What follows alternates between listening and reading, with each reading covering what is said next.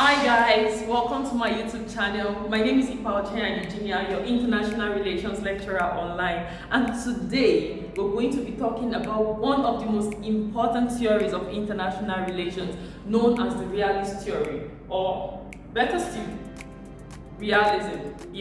Realism. But before we head right into the video, please like, share and subscribe. Thank you. Before I tell you the meaning of realism, I'm going to be telling you the meaning of a theory.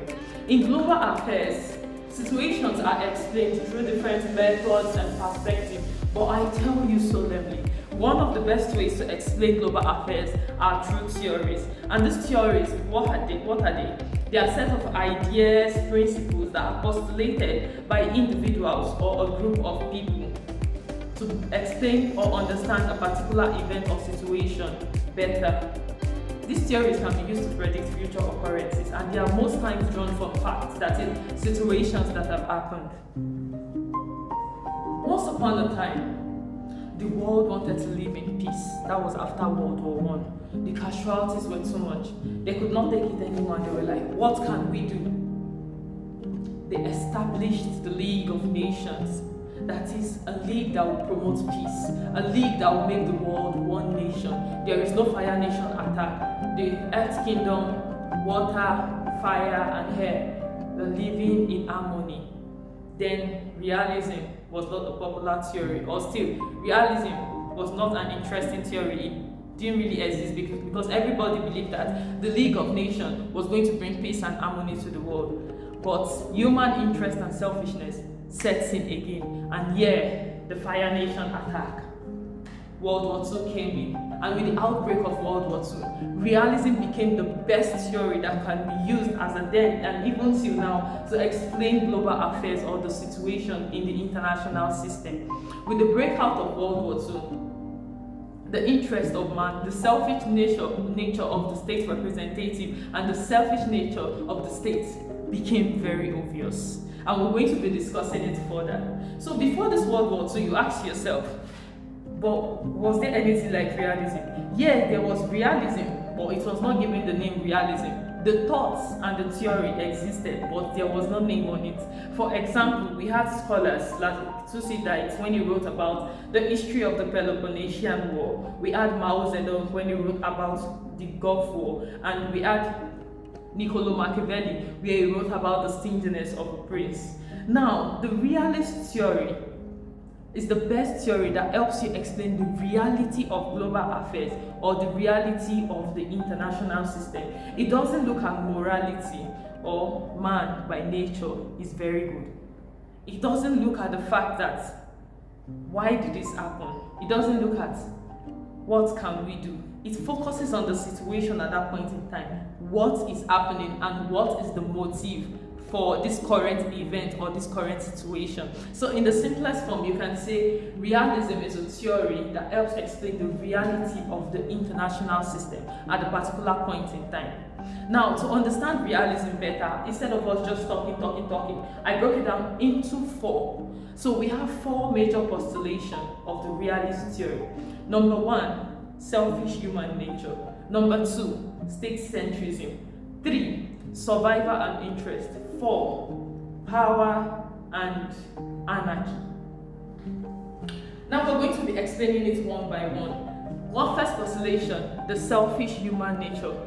Realist theory or realism believes that man by nature is a social animal, and man will do everything in his power to achieve its interest.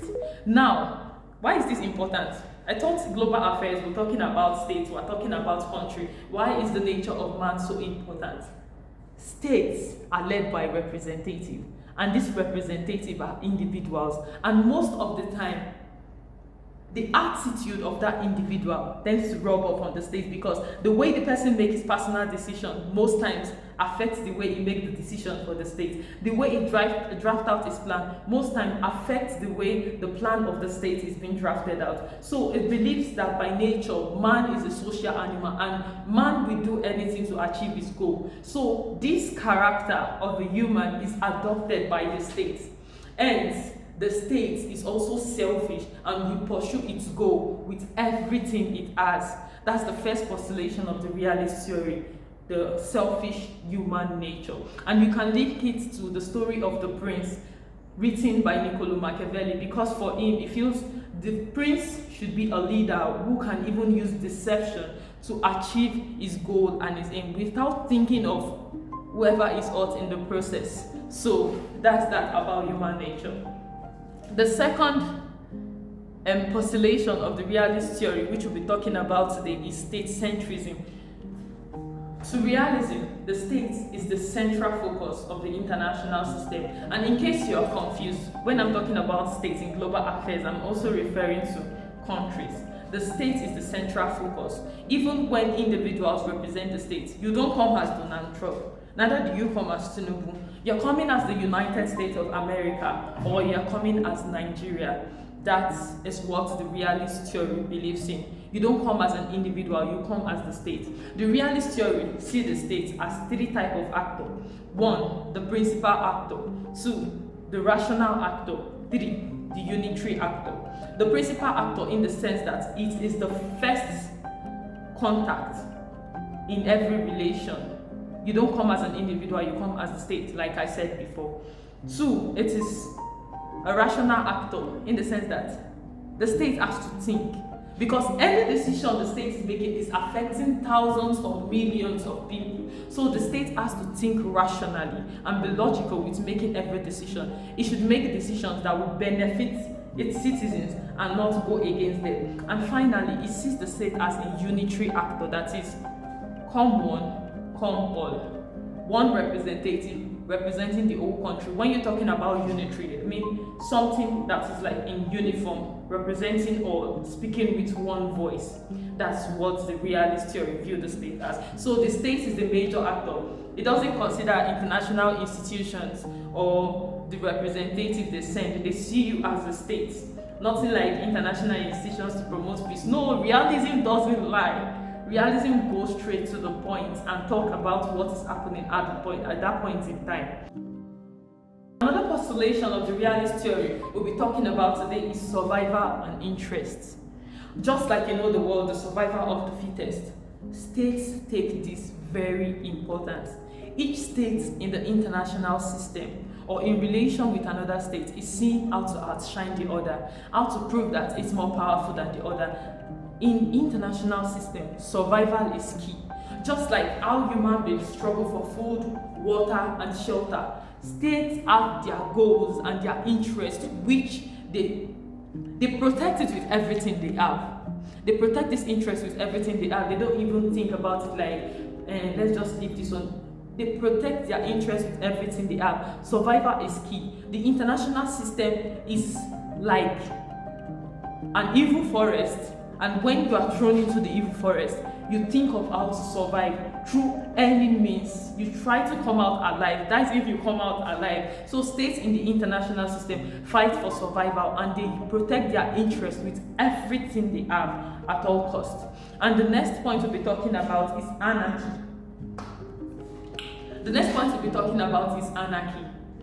Ooh, that's a lot. Yeah, we'll continue. Realism believes that the international system is in a state of anarchy. And when you say something is in a state of anarchy, it means it's lawless. To realism, international law is the biggest joke of the century.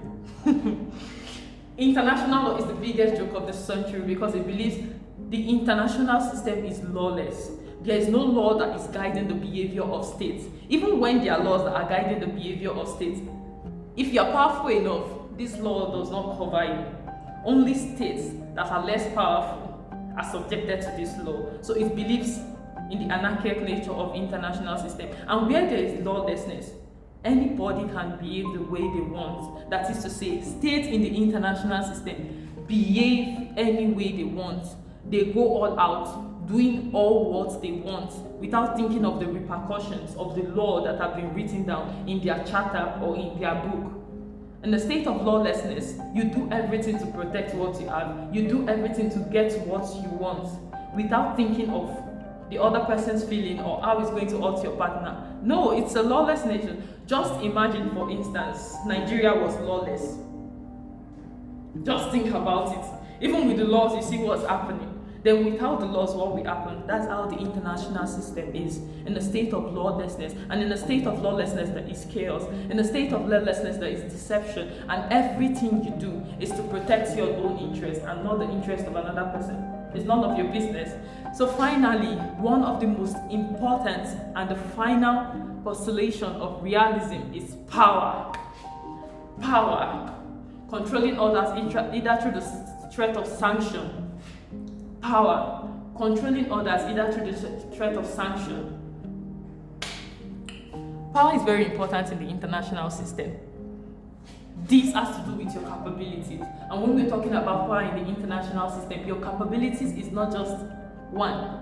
You need to have the military power. We're talking about the economic power, geographical power, power from different sides that can be used to protect your interests. If you're talking about the military power, you're talking about not just the size of the armed forces, but also the quality of the ammunition and the instruments they have that can be used to fight wars and protect their interests. If you're talking about geographical power, you're talking about those areas, the ones that are surrounded by water, by mountains, and how it can be advantageous to them.